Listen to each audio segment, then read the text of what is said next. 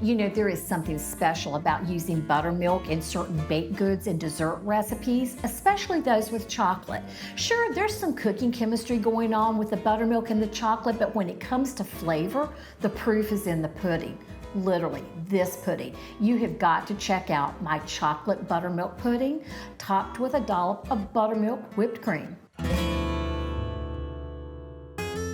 This is a quick, simple stovetop pudding. It has just a few ingredients. We're gonna start by combining some sugar, some unsweetened cocoa powder, and a little bit of cornstarch in a saucepan.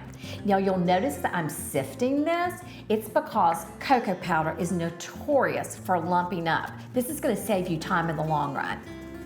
And then we're gonna whisk in our 2 forms of dairy. There's some heavy cream, and of course there's good old buttermilk. One of the ways to make this good and smooth is to add the liquid in stages, put in a little bit of it, and then whisk until it's smooth. It'll take just a few stirs, but when you do that, the cocoa makes a paste that is, again, gonna save you time in the long run. And once that cocoa is all smooth, you can gradually whisk in the rest of your liquid ingredients. I'm going to put in a little bit of salt. I'm now going to cook this over medium-high heat and bring it to a boil. During this part, I like to switch from the whisk, which did a great job of making it smooth, and instead use a spatula that covers more of the bottom of the pan with every turn. Now, the key to any buttermilk recipe is, in fact, the buttermilk. So sometimes people will say, do I really need to buy buttermilk? Can't I just curdle some milk with a little lemon juice or vinegar? Sure, you can curdle milk, but that won't replace the magic of those enzymes that make real buttermilk the real deal.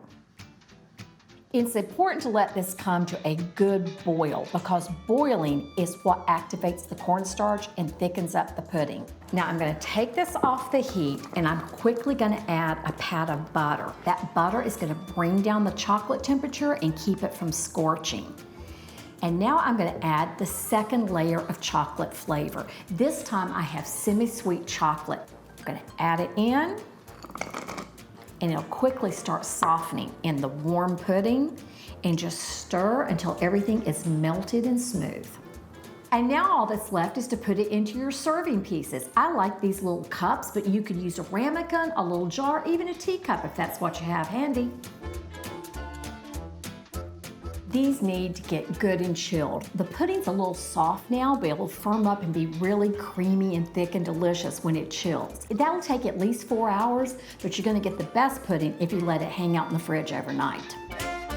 These spent a comfortable night in the refrigerator and they have firmed up. They're glossy, they're rich, they're perfect. Now all I'm gonna do to finish these is put on a dollop of whipped cream.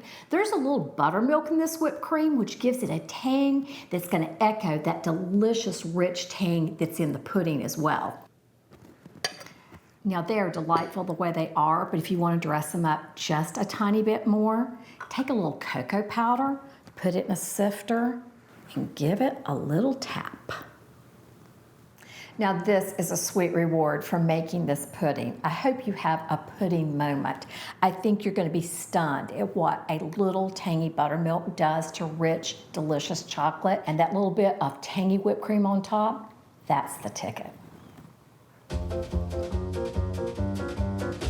It's ready. Yes, it's ready. So just let